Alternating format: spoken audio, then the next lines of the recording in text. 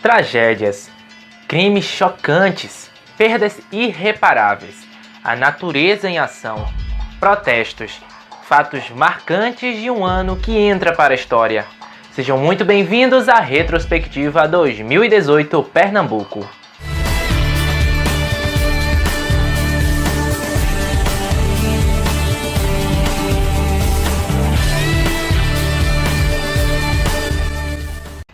Olá!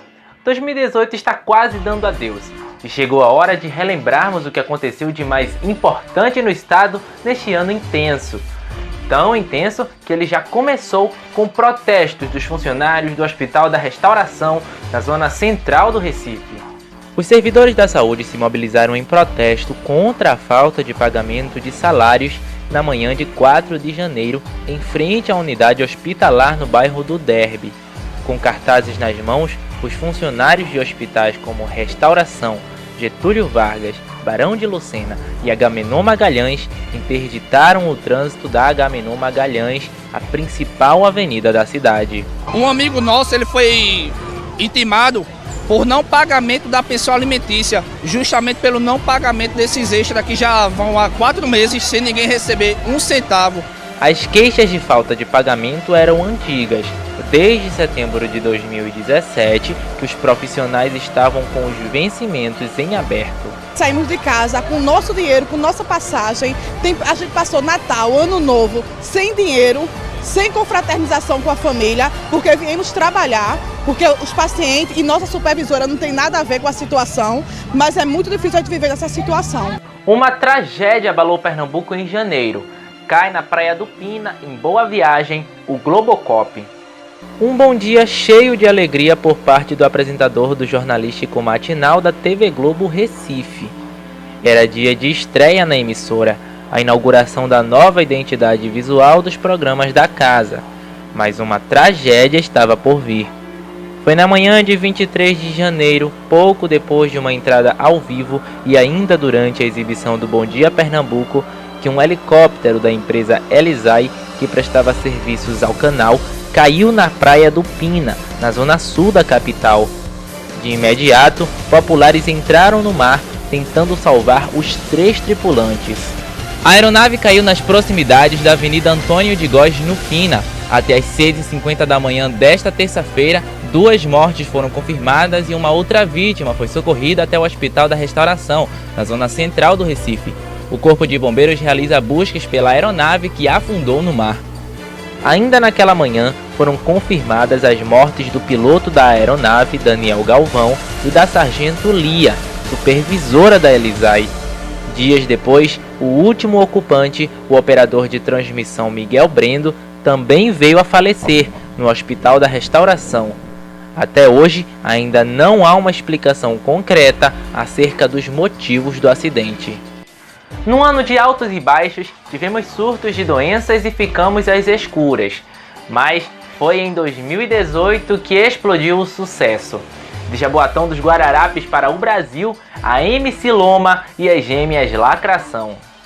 Pernambuco viveu o maior surto de conjuntivite dos últimos 10 anos.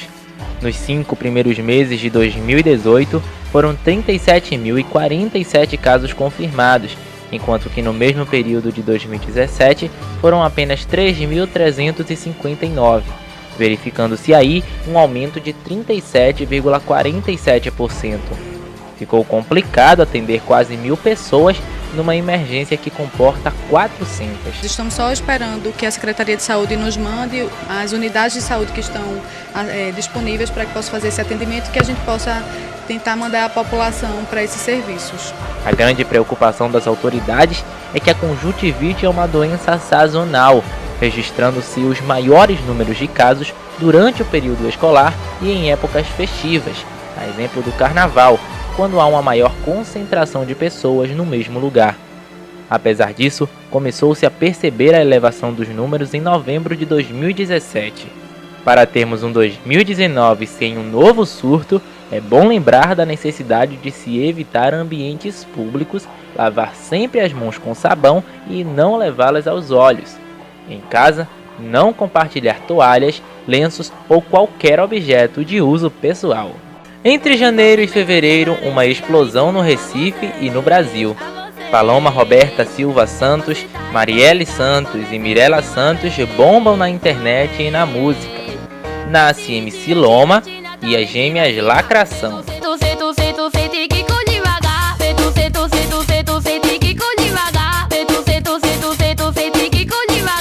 As jovens, oriundas de uma família humilde do bairro de Prazeres, em Jaboatão dos Guararapes, desde a infância tinham um desejo de se tornarem cantoras, mas não achavam ser possível um dia ficarem famosas. As gêmeas de Lacração de MC Loma, posso tirar foto? Pode. Aí tira foto, que eu sou dessa. Pediu pra tirar foto, eu tiro mesmo, porque eu sou muito legal. Em brincadeiras, Paloma e suas primas imitavam diversos artistas, até que na adolescência passaram a escrever canções e a gravar canções imitando covers para o YouTube, onde empresários do ramo musical viram potencial nas meninas e investiram nelas, as fazendo alcançar rapidamente a fama. MC Loma e as gêmeas Lacração disseram em entrevistas que não temem perder a fama, mas sim se afastarem, o que não querem jamais que aconteça. Aê, DJs, coma só de peixe,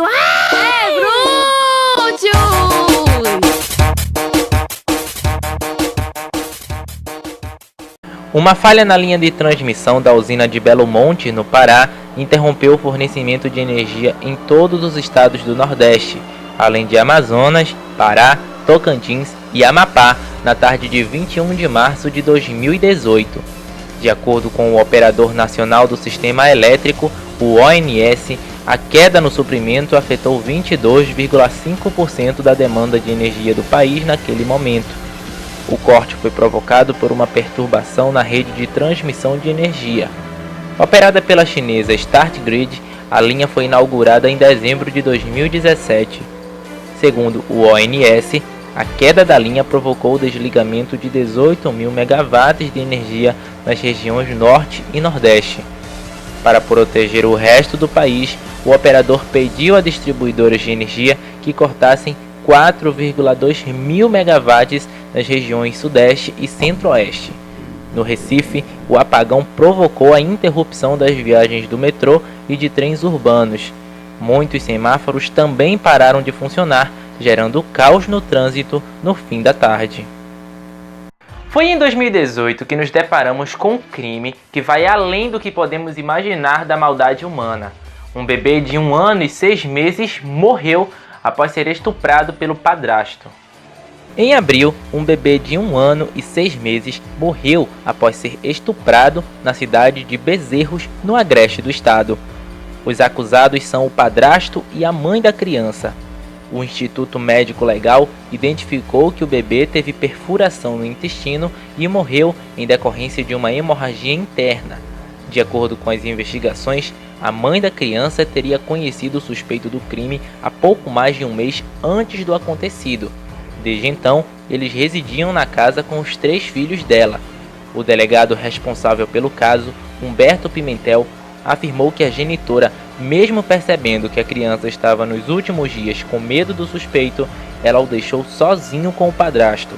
Por volta das 4 horas de ontem, às 16 horas, ela teve que ir buscar uma filha de 3 anos e um filho de 7, uma na creche, outro na escola, deixando o seu companheiro, certo, com o filho de 1 ano e meio.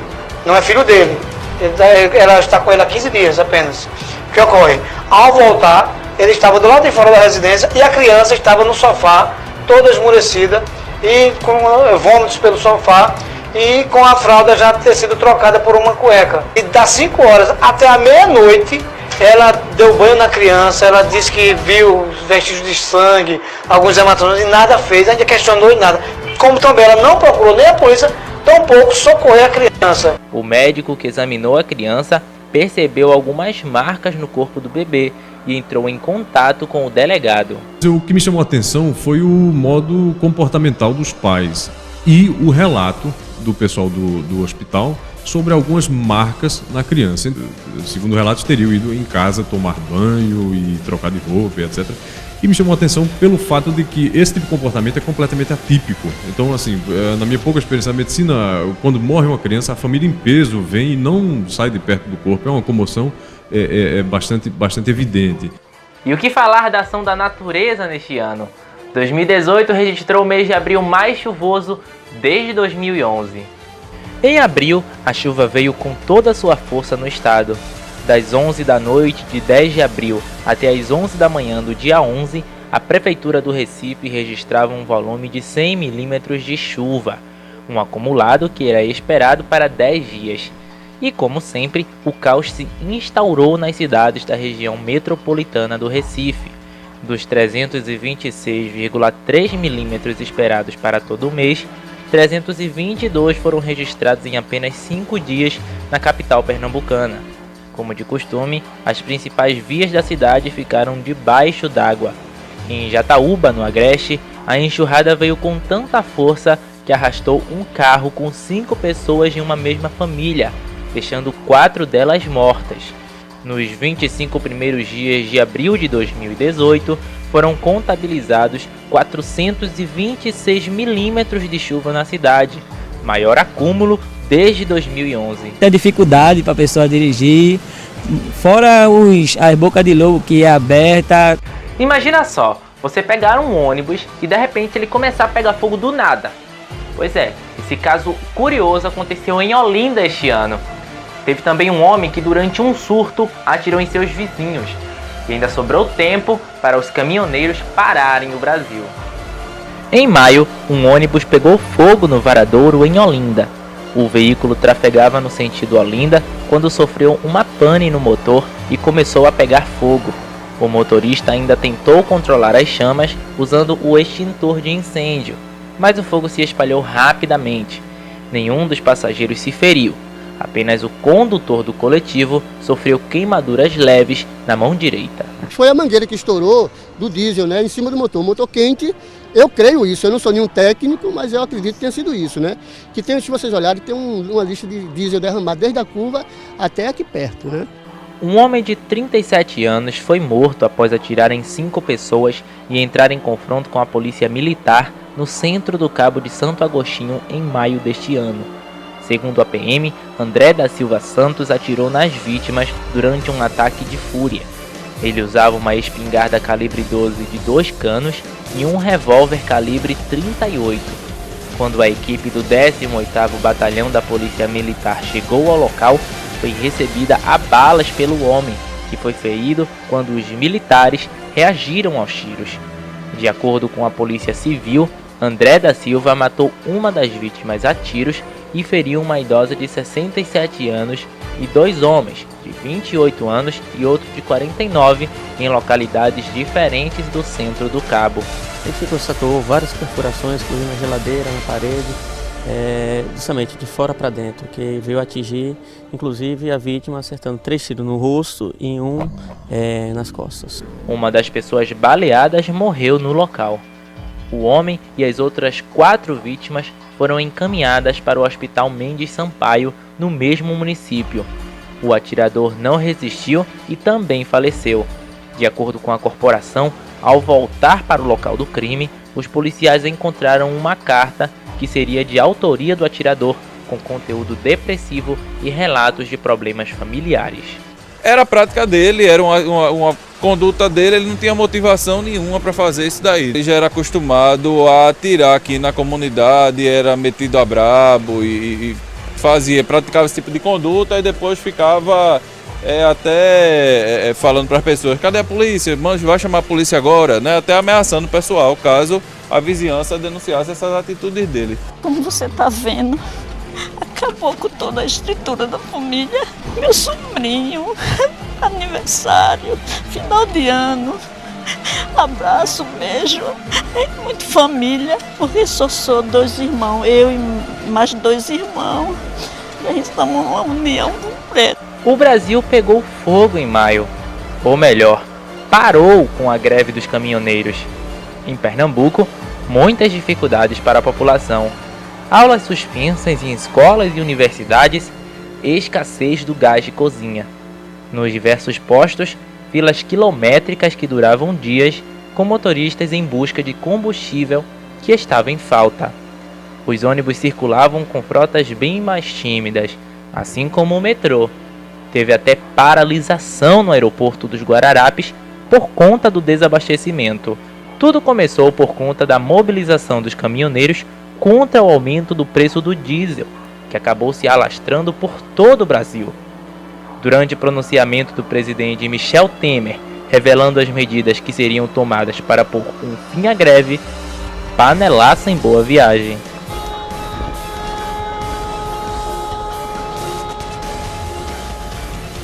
Em junho, um crime chocou os pernambucanos. O médico Denilson Paes Silva foi morto, esquartejado e carbonizado em aldeia. Os autores? Esposa e filho. Um vaso de flores ornamentais e pedras cuidadosamente arrumadas foram usados para decorar a macabra sepultura na qual o poço da casa do médico e advogado Denilson Paes Silva, de 54 anos, no condomínio Torquato de Castro, em Aldeia, se transformou ao servir como esconderijo de seu corpo esquartejado e carbonizado. Dentro da cacimba vedada, os restos mortais estavam cobertos com cloro líquido e em pastilha, areia, concreto e metralhas, numa clara tentativa de ocultação de cadáver. Foi esse o cenário encontrado por policiais civis quando chegaram à residência da vítima, que foi assassinada pela esposa, a farmacêutica Jussara Rodrigues Paes Silva, de 54 anos, e pelo filho Danilo Paes, de 23, recém-formado em engenharia civil pela UFPE. Dentro da casa foram descobertos diversos vestígios de sangue. No dia 20 de junho, Jussara registrou queixa do suposto desaparecimento de Denilson. A mentira, descoberta posteriormente pela polícia, foi inventada cerca de 20 dias após o assassinato, que teria ocorrido entre 31 de maio e 3 de junho. Durante mais de um mês, mãe e filho seguiram morando na casa ao lado da cacimba com o corpo do médico. Segundo a Polícia Civil, o caseiro e a empregada que trabalhavam para a família afirmaram que Jussara havia solicitado limpeza excessiva em alguns ambientes no início de junho. No final de agosto, a Polícia Civil de Pernambuco concluiu o inquérito, indiciando mãe e filho por homicídio triplamente qualificado e por ocultação de cadáver. Na conclusão do inquérito, os investigadores da Delegacia de Camaragibe pontuaram que o assassinato com requintes de crueldade foi praticado apenas por Jussara e Danilo. Os policiais descartaram que uma terceira pessoa tenha participado do crime, como foi cogitado na época em que os restos mortais foram encontrados. Para a polícia, o homicídio ocorreu porque o casamento de Denilson e Jussara estava perto do fim. Neste ano, Pernambuco registrou uma nova morte por ataque de tubarão, após meia década. Em junho, um jovem de 18 anos foi atacado por um tubarão na praia de Piedade, em Jaboatão dos Guararapes. José Ernestor Ferreira da Silva, morador da cidade, foi mordido enquanto tomava banho com o irmão e alguns amigos. O jovem estava na parte funda do mar e foi alertado para voltar para a área rasa quando foi atacado. O jovem chegou a ser socorrido para o Hospital da Restauração, área central da cidade, passou por cirurgia de cerca de 3 horas, mas não resistiu aos ferimentos e morreu. Ele foi atendido, levado ao bloco cirúrgico, foi feita uma cirurgia grande, que teve uma desarticulação na coxa femoral à esquerda, por uma lesão traumática pela mordida do tubarão, foi extremamente extensa, gravíssimo, e ele foi politransfundido. Depois da cirurgia ele foi encaminhado para a UTI, na UTI ficou, infelizmente veio a falecer hoje de madrugada, de 4h30 da manhã. Este foi o 65º ataque de tubarão registrado em Pernambuco, segundo o levantamento do Comitê Estadual de Monitoramento de Incidentes com Tubarões. Cerca de 2 meses antes, um outro ataque foi registrado no mesmo local, quando um homem de 34 anos teve lesões graves nos 2 braços e a perna direita amputada. As unidades da FUNASE em Timbaúba e em Caruaru estremeceram em 2018. Foram diversas fugas e tentativas de fugas ao longo do ano. Em 2018, foram mais de 5 fugas ou tentativas de fuga nas unidades da FUNASE em Pernambuco. No dia 23 de março, o Centro de Apoio Socioeducativo, o CASE, de Timbaúba, na Mata Norte do estado, teve a primeira ocorrência, quando 14 internos conseguiram fugir. Mais de um mês após a fuga, em 29 de abril, mais 13 internos conseguiram escapar da unidade de Timbaúba, mas 3 deles foram recapturados. A fuga se deu durante um tumulto causado por um grupo no espaço de convivência da unidade. No dia 1º de junho, mais uma confusão na mesma unidade terminou com a fuga de 12 adolescentes, dos quais a polícia militar conseguiu recapturar 4. Direto. Ele agora não tem controle mais não. O problema agora não é só lá dentro não, ele abre o portão e foge, agora fica assim. No dia 7 de junho, foi a vez da unidade do CASE de Caruaru, no agreste do estado, sofrer com fugas, quando 6 sócio-educandos escaparam durante um jogo de futebol na quadra da unidade. Em 26 de junho, mais uma vez a unidade de Timbaúba registrou fugas. 21 internos conseguiram escapar pela entrada da unidade após quebrarem os cadeados de proteção. 4 deles foram apreendidos. No dia 10 de julho, mais 4 adolescentes fugiram da mesma unidade, mas logo foram recapturados. Quando acontece que eles estouram a casa lá do pavilhão onde eles ficam, aí os próprios agentes abrem os portões e liberam os mais perigosos. Ele fica aqui na rua tudo solto, sem algema, e a gente não tem o que fazer não. A gente pede apelo que alguém possa tirar essa FUNASE daqui, essa casa, porque a gente morador não pode conviver mais na rua, as crianças não podem mais brincar. Num ano tão complexo, ficamos chocados com tanta violência. O advogado André Ribeiro Pessoa, de 46 anos, foi assassinado a tiros na frente da filha, em Caruaru, em 12 de julho. O rapaz chegava de carro à casa da ex-mulher para deixar a filha quando foi abordado por um homem armado. O pai entregou a criança para uma mulher que o acompanhava e foi obrigado a se ajoelhar na rua. Em seguida, o suspeito fez pelo menos 5 disparos contra a cabeça do advogado. O resultado das investigações apontou Isadora Ferreira de Almeida, ex-mulher do advogado, como uma mandante do crime que foi planejado pelo irmão dela, José Isaac Ferreira de Almeida. A execução teria sido motivada por questões financeiras. Além de não aceitar o fim da relação amorosa, Isadora alegava prejuízo, após o advogado descobrir que ela e o irmão estavam envolvidos num esquema de lavagem de dinheiro. Crentes de que as ameaças proferidas pela vítima eram plausíveis de serem executadas, eles se anteciparam, fizeram a contratação do pistoleiro, que juntamente com mais 12 comparsas, no dia 12 de julho, vieram até aqui Caruaru e executaram o André Ambrosio. No dia 6 de julho, uma pastora evangélica foi morta dentro do próprio carro no Ipicep, zona sul do Recife. Josefa Maria da Silva, de 42 anos, foi atingida por tiros perto da casa de uma amiga de 22 anos.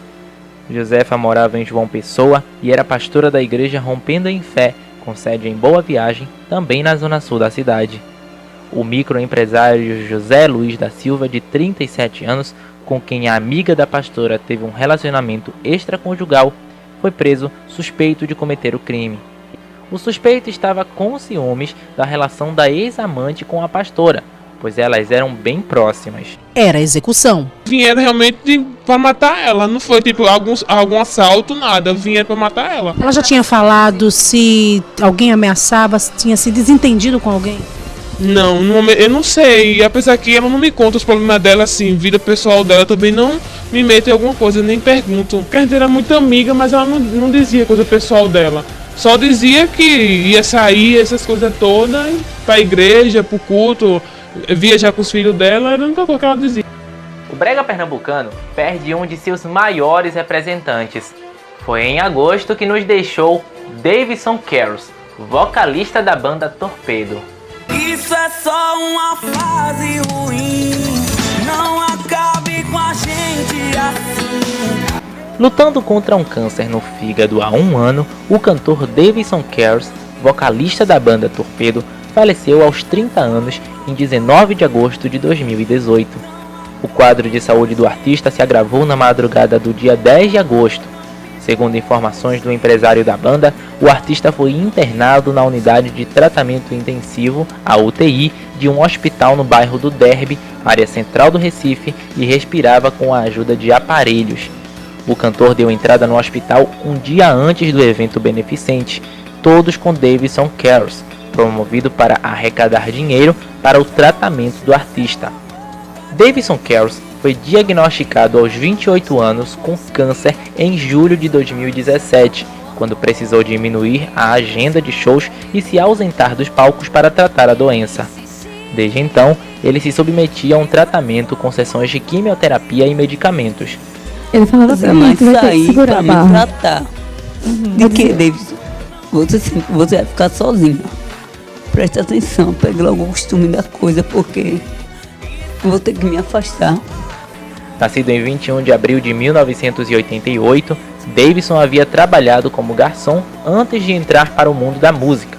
Depois de passar por algumas bandas de brega, entrou na Torpedo em 2012.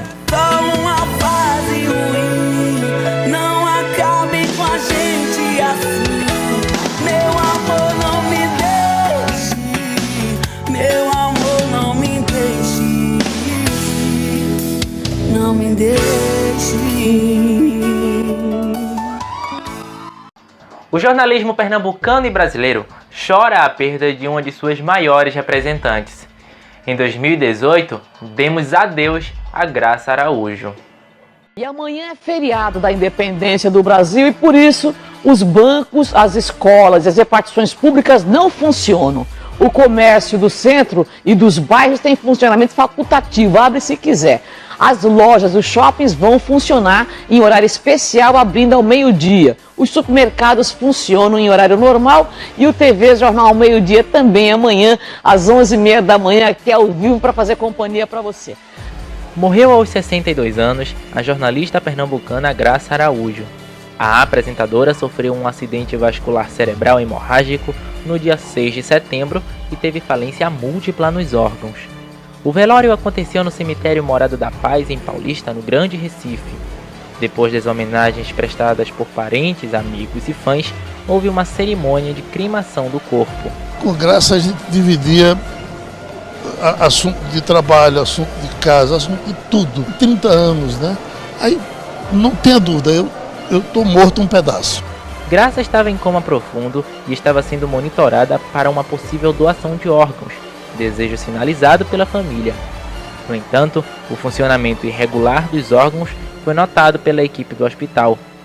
Graça Araújo fazia exercícios físicos em uma academia na zona sul do Recife quando passou mal e foi socorrida pelo Serviço de Atendimento Móvel de Urgência, o SAMU. Na noite em que foi internada, o estado de saúde dela era considerado grave pelos médicos. Posteriormente, o hospital informou que o quadro clínico da paciente passou para gravíssimo.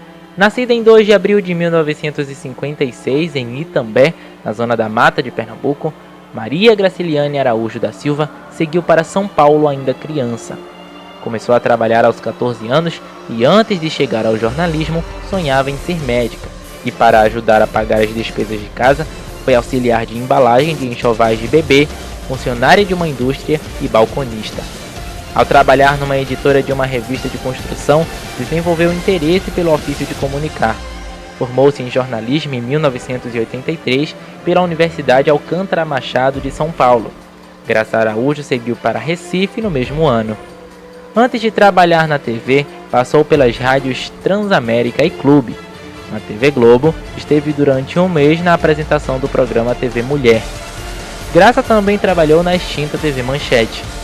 Em 1992, estreou como apresentadora do programa TV Jornal Meio-Dia, na TV Jornal, do Sistema Jornal do Comércio de Comunicação. TV Jornal Meio-Dia fica por aqui, tá? Uma tarde excelente para quem puder ter, embaixo da água não dá para ter. Em 1999, recebeu o título de jornalista amiga da criança da Agência de Notícias dos Direitos da Infância, a ANDI. Em 2010, Graça ganhou o título de cidadã do Recife na Câmara dos Vereadores. Em 13 de agosto deste ano, ela recebeu a medalha de honra ao mérito desembargador Joaquim Nunes Machado, do Tribunal de Justiça de Pernambuco. Seriedade, empenho e dedicação. Tudo que ela fez, o que ela fazia, ela empregava esse ritmo. E por consequência, quem estava ao lado dela terminava aprendendo, ou por bem ou por mal. Então isso são marcas que certamente nunca vão morrer. Graça deixou uma lacuna enorme do jornalismo pernambucano.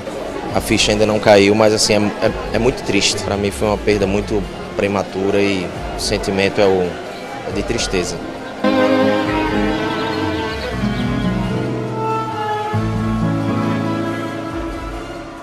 Em 2018 foi ano de eleições gerais no Brasil.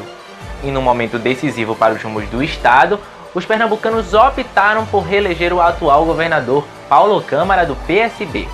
Tivemos ainda uma votação recorde, a da delegada Gleide Ângelo. E ainda, pela primeira vez, o mandato de deputado estadual vai ser coletivo. Apesar do segundo turno da disputa presidencial em 28 de outubro, quando Jair Bolsonaro, do PSL, venceu a disputa com Fernando Haddad, do PT, o cenário político de Pernambuco foi definido no dia 7, ainda no primeiro turno. Paulo Câmara, do PSB, foi reeleito governador de Pernambuco para os próximos 4 anos. Com 100% das urnas apuradas, Paulo Câmara obteve 1.918.219 votos, que representaram 50,70% dos válidos. Quero dizer a vocês que o trabalho continua. Nós temos responsabilidade com o Brasil, responsabilidade com a nossa região Nordeste, responsabilidade com Pernambuco. E antes mesmo da apuração total de votos, a delegada Gleide Ângelo, do PSB, já era deputada estadual em Pernambuco em primeiro lugar, com 391 mil votos. Os números revelam outra conquista, um recorde. Em toda a história da política pernambucana, nenhum outro deputado foi eleito com a mesma quantidade de votos que o dela nesta eleição. Esta é a primeira vez que ela se candidata e desbancou nomes que já eram conhecidos como preferidos pela população. Estou muito emocionada e muito feliz e muito grata ao povo pernambucano, porque o que eu enxergo nisso é um resultado de um trabalho que eu fiz na polícia e onde a sociedade reconheceu meu trabalho. A delegada é conhecida por desvendar crimes de grande repercussão no estado. Em abril, a delegada se filiou ao partido, dizendo que um dos objetivos da filiação seria o reforço na luta pelo empoderamento feminino e o apoio a mulheres vítimas de violência. Gleide Ângelo já passou pelo Departamento de Homicídios e Proteção à Pessoa, o DHPP, e Delegacia de Homicídios, pela Unidade de Roubos e Furtos e pela Delegacia de Homicídios de Olinda. Ela estava como gestora do Departamento de Polícia da Mulher da Polícia Civil. Em meio a tudo isso, mais um feito histórico. Pela primeira vez na Assembleia Legislativa de Pernambuco, um grupo de 5 mulheres passa a ocupar uma das 49 vagas da casa. Sob o codinome Juntas, o grupo filiado ao PSOL foi eleito com 39.175 votos. O grupo é formado pela jornalista Carol Vergolino, pela estudante de letras Joelma Carla, pela ambulante Jo Lima, pela professora Kátia Cunha e pela advogada Robionce Lima, a primeira transexual do norte e nordeste do país a usar o nome social na carteira da Ordem dos Advogados do Brasil. O que me deixa mais feliz nisso tudo é saber que a minha história de vida, a minha história de luta e de resistência pode inspirar outras LGBTs e outras meninas trans, né, para ir para além daquilo que a sociedade nos relega, né? Já existe um mandato coletivo em Alto Paraíso, Goiás, para vereança. Existe também em Belo Horizonte, né, também do PSOL em Belo Horizonte, a Gabinetona. E a gente chega esse ano com a mandata coletiva aqui, né, e também em São Paulo. Desde o início da nossa campanha que a gente afirmou, estou reafirmando novamente, que a gente está de mãos dadas com os movimentos feministas do estado de Pernambuco, por compreender que a gente que é mulher precisa ocupar esse espaço de poder. A gente está construindo com os movimentos sociais justamente para criar esse conselho político, né, que vai pautar a mandata. A gente entende que a política se faz assim, com a participação popular. Enquanto o povo não estiver nessa cadeira, e essa mandata ela vem trazer o povo, porque 5 corpos, né, ocupando o mesmo espaço. Então, a gente está mostrando que é possível hackear esse sistema. Assim foi 2018. O que mais te marcou? Que palavra usar para definir um ano cheio de reviravoltas? O que esperar do futuro? Que 2019 nos traga esperança, amor e paz. Essa foi a retrospectiva 2018. Que você tenha uma virada de ano espetacular. A gente se vê no ano que vem.